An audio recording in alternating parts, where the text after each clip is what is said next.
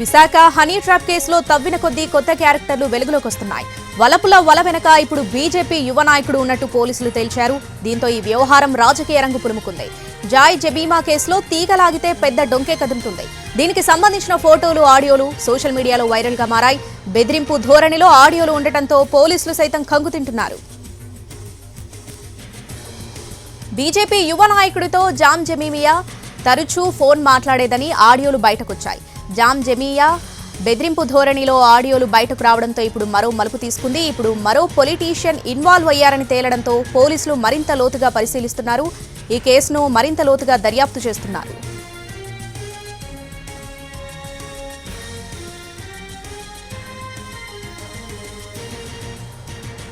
దీనికి సంబంధించి పూర్తి అప్డేట్స్ మా ప్రతినిధి చిరంజీవి లైవ్ లో అందిస్తారు. చిరంజీవి, ఈ విశాఖ హనీ ట్రాప్ కేసులో పోలీసుల దర్యాప్తులో ఎటువంటి కొత్త అంశాలు బయటకు వస్తున్నాయి? ఎవరెవరి పేర్లు బయటకు వస్తున్నాయి? డీటెయిల్స్ ఏంటి?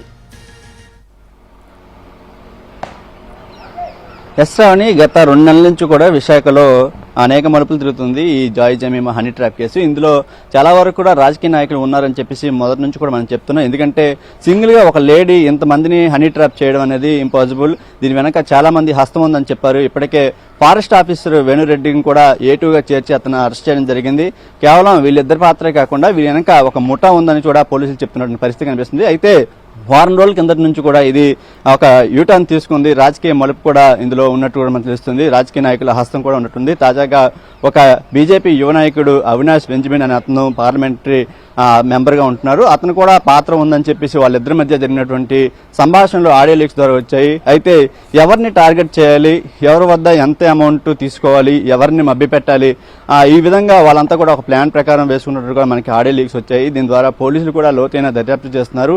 ఇప్పటికే ఈ కేసు సంబంధించి నగర పరిధిలో ఏదైతే పోలీస్ కమిషనర్ పరిధిలో మొత్తం 5 పోలీస్ స్టేషన్ పరిధిలో కూడా కేసులు నమోదయ్యాయి. తాజాగా ఒక మహిళ ఎవరైతే బాధితుడి యొక్క తల్లి కూడా వచ్చి తనకు జరిగినటువంటి అన్యాయాన్ని ఏ విధంగా జాయ్ జమీమా వాళ్ళని అప్రోచ్ అయింది, ఎటువంటి వాళ్ళ అబ్బాయిని ఏ విధంగా మభ్యపెట్టి అతని దగ్గర డబ్బులు తీసుకుంది అనేది కూడా పూర్తిగా వివరాలు చెప్పడం జరిగింది. అయితే మాజీ ఎంపీ హర్షకుమార్ వారం రోజుల కిందట ఈ మీద చాలా వరకు వివాదాస్పద వ్యాఖ్యలు చేశారు. ఎందుకంటే జాయ్ జమీమా పాత్ర అంతంత మాత్రమే, దీని వెనక ఇంకా ఎక్కువ మంది ఉన్నారు, ఈమె ఒక బాధితురాలు నిందితురాలు కాదని కూడా చెప్పి ఆయన కొన్ని వ్యాఖ్యలు చేశారు. దీంతో పోలీసులు కూడా ఆ కోణంలో దర్యాప్తు చేయాల్సిన అవసరం ఎంతైనా ఉంది. ఎందుకంటే ఇప్పటికే పోలీస్ స్టేషన్లో మొత్తం ఏదైతే విశాఖలో ఉన్నటువంటి చాలా వరకు పోలీస్ స్టేషన్లో చాలా కేసులు నమోదవుతాయి. ముఖ్యంగా ఎన్ఆర్ఐలు ఎవరైతే యువత ఉన్నారో వాళ్ళందరినీ కూడా టార్గెట్గా చేసుకుని బాగా సంపాదించి ఉన్న వాళ్ళు ఎవరైతే ఉన్నారో వాళ్ళందరినీ టార్గెట్ చేసుకుని ఈమె డబ్బులు వసూలు చేయడం, వాళ్ళతో చనువుగా పరిచయం పెంచుకుని చనువుగా ఉండడం, వాళ్ళని బ్లాక్మెయిల్ చేయడం,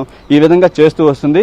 ఇప్పటి వరకు ఎన్ఆర్ఐలు వీళ్లే ఉన్నారనుకున్నాం. కానీ తాజాగా వచ్చినటువంటి ఆడియో లీక్ ఏదైతే ఉందో దాని ద్వారా రాజకీయ నాయకుల హస్తం కూడా ఉందని కూడా మనకి స్పష్టంగా అర్థమవుతుంది. మరి ఇదంతా కూడా ఒక ముఠా, కేవలం ఇద్దరు పాత్రే కాకుండా దీని వెనక చాలా మంది ఉన్నారు. వాళ్ళందరినీ తీస్తే ఇది ఎప్పటి నుంచి జరుగుతుంది ఏంటన్నది కూడా ఒక అంచనాకి వచ్చే అవకాశం ఉంటుంది. ముఖ్యంగా గత 2 నెలల నుంచి విశాఖలో పలు కేసులు నమోదవుతున్నాయి. కొంతమంది కేసులు ఫిర్యాదులు ఇవ్వడానికి కూడా భయపడుతున్నారు. ఎందుకంటే పరువు పోతుందని చెప్పి చాలా మంది భయపడుతున్నారు. సుమారు 15 నుంచి 20 మంది వరకు కూడా బాధితులు ఉండే అవకాశం కూడా ఉన్నట్లుగా పోలీసులు భావిస్తున్నారు. వాళ్ళందరూ కూడా భయపడకుండా ముందుకు వస్తే కేసులు నమోదు చేస్తామని చెప్తున్న పరిస్థితి కనిపిస్తుంది. ఏదేమైనప్పటికీ ఇది రాజకీయ రంగు పులుముకోవడంతో మరో రోజుకు ఒక ట్విస్టులు కూడా బయటకు వస్తున్నాయి.